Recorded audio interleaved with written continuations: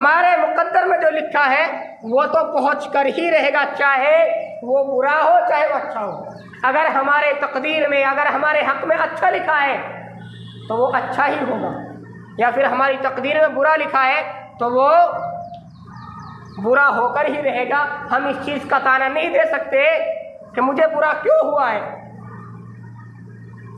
کوئی تکلیف پہنچنے سے پہلے آپ اس چیز کی طرف نگاہ دوڑائیے کہ اللہ رب العالمین نے میرے مقدر میں لکھا تھا، اس لیے مصیبت مجھے پہنچی ہے۔ اگر آپ کو کوئی نفع ہو رہا ہے تو آپ اس نفع سے پہلے اپنے ذہن میں، اپنے دماغ میں اس بات کو دوڑائیے کہ اللہ رب العالمین نے میرے حق میں یہ لکھا تھا، اس لیے یہ ہوا ہے۔ تو لہذا ہمارا عقیدہ درست ہونا چاہیے، ہمارا عقیدہ درست ہونا چاہیے۔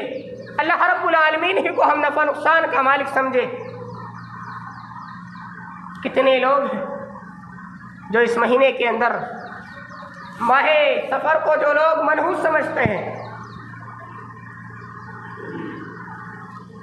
ماہ سفر جب شروع ہوتا ہے تو بہت سارے لوگ اس مہینے کے اندر اپنا کاروبار شروع نہیں کرتے ہیں، اپنا کوئی بھی کام شروع نہیں کرتے ہیں، کیونکہ وہ اس مہینے کو منحوس سمجھتے ہیں۔ ان کے دماغوں کے اندر یہ چیز رچ بس چکی ہے کہ یہ مہینہ منحوس ہے، اس کے اندر ہم کوئی بھی کام کریں گے تو وہ غلط ہی ہوگا۔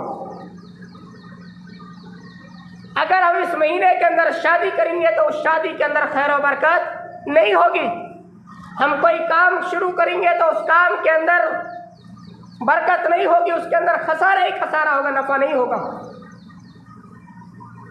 جبکہ جو عقیدہ ابھی قرآن و حدیث کی روشنی میں نے بیان کیا ہے، قرآن و حدیث کی روشنی میں جو ہم نے سنا ہے کہ نفع و نقصان کا مالک اللہ ہے، تو ہمیں اس چیز سے خوف نہیں کھانا چاہیے کہ ہمارا تو اس مہینے کے اندر نقصان ہوگا۔ نہیں، بلکہ نفع نقصان کا مالک اللہ رب العالمین ہی ہے۔ اللہ رب العالمین ہی کے یہ مہینے ہیں، 12 مہینے اللہ رب العالمین نے بنائے۔ 12 مہینوں کا رب اللہ تعالیٰ ہے، وہ جب چاہے، جس مہینے میں چاہے، جس کو چاہے نفع دے، جس کو چاہے نقصان پہنچائے۔ ہمارا یہ عقیدہ ہونا چاہیے۔ ہم کسی بھی مہینے کو منحوس نہیں سمجھ سکتے، ہم کسی بھی مہینے سے بدشگونی نہیں لے سکتے۔ اللہ کے نبی صلی اللہ علیہ وسلم نے بدشگونی لینے سے روکا ہے۔ آپ نے فرمایا من ردت الطیرۃ عن حاجتہ فقد کفر۔ جس شخص کو کسی نے، جس کو بدشگونی نے روک دیا کسی کام کرنے سے، بدشگونی نے روک دیا، فقد کفر، اس نے کفر کیا۔ ایک جگہ فقد اشرک، اس نے شرک کیا۔ اگر کوئی شخص بدشگونی لے کر کے رک جاتا ہے، کام کے ارادے سے گھر سے نکل رہا ہے لیکن وہ بدشگونی لے لیتا ہے، بدشگونی کی وجہ سے وہ رک جاتا ہے، تو اس نے شرک کیا۔ اب بدشگونی ہوتی کیا ہے؟ بدشگونی کہتے کسے ہیں؟ آئیے اس کے بارے میں بھی جانتے ہیں۔ بدشگونی کہتے ہیں کہ کوئی شخص اپنے گھر سے پختہ ارادہ کر چکا ہے، پختہ ارادہ کر کے نکل رہا ہے گھر سے کسی کام کے لیے کہ مجھے یہ کام کرنا ہے، آج میں کام کر کے آ جاؤں۔ ارادہ کر کے وہ گھر سے نکلا، لیکن راستے میں اس نے کوئی چیز دیکھ لی یا اس سے کسی نے کچھ کہہ دیا، تو اسی کی وجہ سے وہ اپنے گھر واپس لوٹ گیا۔ زمانہ جاہلیت میں بدشگونی اس طریقے سے لیتے تھے کہ زمانہ جاہلیت میں جب کوئی شخص اپنے گھر سے کسی کام کے لیے نکلتا تو وہ پہلے پرندے کو اڑاتا تھا، پہلے پرندے کو اڑاتا۔ اگر وہ پرندہ دائیں جانب اڑا ہے، سیدھے ہاتھ کی طرف اڑا ہے، تو وہ اپنے کام کی طرف نکل جاتا، اپنے مقصد کو پورا کرنے کے لیے چلا جاتا۔ اور اگر وہ پرندہ بائیں جانب اڑا ہے، پھیپڑے ہاتھ کی طرف اڑا ہے، تو پھر وہ اپنے گھر کی طرف واپس لوٹ جاتا، اس سے بدشگونی لے لیتا کہ یہ پرندہ بائیں جانب اڑا ہے، اب میرا کام صحیح نہیں ہوگا، میرے کام میں خسارہ ہوگا۔ اس طرح کی بدشگونی لینا اسلام کے اندر جائز نہیں ہے۔ بعض لوگ بدشگونی لیتے ہیں جب گھر سے نکلتے ہیں۔ آپ نے سنا بھی ہوگا کہ جب لوگ گھر سے نکلتے ہیں تو وہ بدشگونی لیتے ہیں۔ ابھی سفر میں ایک راستے سے بلی گزر گئی، کہتے ہیں کہ بلی نے میرا راستہ کاٹ دیا، بلی نے میرا راستہ کاٹ دیا، بلی سے بدشگونی اس نے لے لی۔ اب بلی نے میرا راستہ کاٹ دیا، اب میں اس کام کو نہیں کروں گا، اگلے دن وہ اس کام کو کرنے کے لیے جائے گا۔ یا پھر کتے نے راستہ کاٹ دیا تو اس سے بدشگونی لے لی، واپس گھر کی طرف لوٹ گیا۔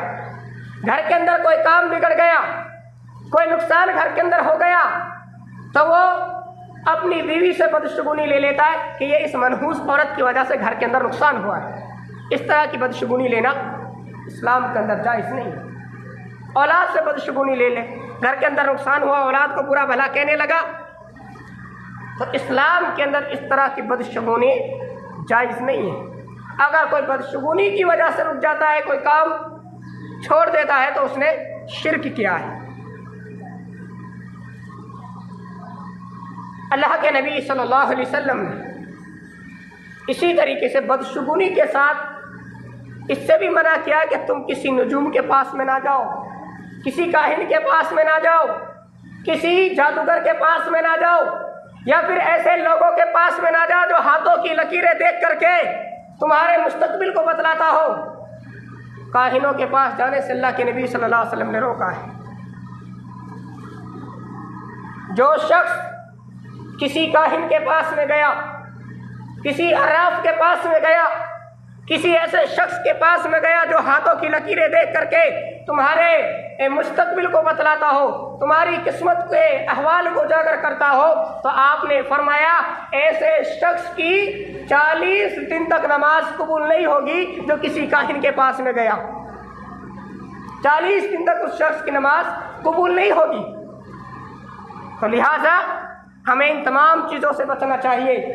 یہ سب بکواس ہے، یہ سب بکواس چیزیں جو لوگ ہاتھوں کی لکیروں کو دیکھ کر کے آپ کے مستقبل کو بتلا دیتے ہیں کہ آپ کے مقدر میں تو ایسا لکھا ہے، یہ کچھ نہیں ہے، بلکہ ہم اپنے عقیدے کو خراب کر رہے ہیں۔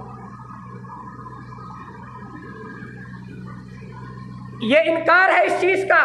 اگر کوئی شخص اس چیز پر یقین کرتا ہے کہ مجھ سے فلانے نے کہا بھائی تیری تقدیر میں یہ لکھا ہے، تیرے مقدر میں ایسا لکھا ہے، تو یاد رکھیے اس نے جناب محمد رسول اللہ صلی اللہ علیہ وسلم پر اتری ہوئی شریعت کا انکار کیا ہے۔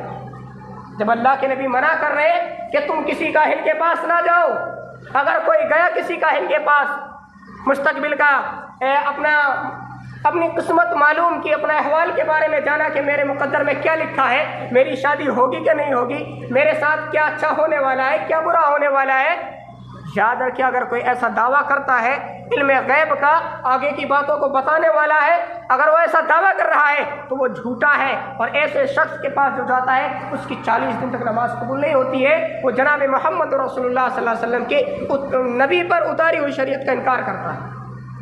تو لہٰذا ضرورت اس بات کی کہ ہم اپنے عقیدوں کو درست کریں۔ کتنے لوگ ایسے ہیں، میں نے تو گاؤں کے اندر دیکھا ہے، میرے گاؤں کے اندر ایک شخص ایسا ہے جو بیٹھا بیٹھا گھات کو روک دے گا، یہیں سے روک دے گا، فون آیا، فون پر گھات کو روک دیا، گھات چل رہی ہے، میں ابھی روک دیتا ہوں، 1 منٹ میں گھات رک جائے گی۔ آپ لوگ جانتے ہوں گے اسے، وہ کرتا کیا ہے، میں نے دیکھا ہے وہ کرتا کیا ہے، اس کے پاس میں جب کوئی شخص جاتا ہے، یہ ہمارے گاؤں کے لوگوں کا عقیدہ بنا ہوا ہے کہ اس کے ہاتھ سے لوگ ٹھیک ہو جاتے ہیں، شفایا بھی ان کو مل جاتی ہے۔ لوگ جاتے ہیں، کسی کو جند چڑھ رہا ہے، بھوت آ رہا، اور وہ اس کے پاس میں گیا کہ بھائی اس کے اوپر ایسا ایسا معاملہ ہے، اس کو ختم کیجیے۔ اب لوگ جاتے ہیں تو وہ پتہ کیا کرتا ہے، وہ پہلے موم بتی، اگربتی، ان چیزوں کو جلاتا ہے، اور اس کے پاس میں ایک سوکھا لڈو رکھا ہوا ہے، اس کو لوگوں کے ہاتھوں میں دیتا ہے کہ اس کو رکھ، مٹھی میں بھیج کر رکھ، اور وہ اس کی قسمت کے حوال بتا دے، نہیں تیرے کون سی بیماری ہے، کیا ہو رہا ہے، کیا نہیں ہو رہا، آگے تیرے ساتھ کیا ہونے والا ہے۔ گاؤں کے اندر ایسا شخص ہے جسے آپ لوگ جانتے ہیں، ایسے لوگوں کے پاس میں نہ جائیے، ایسے لوگ ہمارے عقیدے کو خراب کر رہے ہیں۔ بڑی دور دور سے لوگ آتے ہیں اس کے پاس میں، 2 منٹ روکتا ہے کہ رک ابھی پتہ چل جائے گا کیا پریشانی ہے کیا نہیں ہے، اور فٹافٹ بتا دیتا ہے وہ کہ میرے پاس تو اوپر سے کوئی چیز آ رہی ہے۔ ایسا شخص آپ کے عقیدے کو خراب کر رہا ہے، لہٰذا ایسے لوگوں سے چوکنا رہیے، اپنے آپ کو بچائیے ایسے لوگوں سے۔ آپ کے گاؤں کے اندر ہے جو عقیدے کو خراب کر رہے ہیں، تو پتہ چلا قرآن کی روشنی سے اور حدیث کی روح سے یہ معلوم ہوتا ہے کہ نفع اور نقصان کا مالک اللہ رب العالمین ہی۔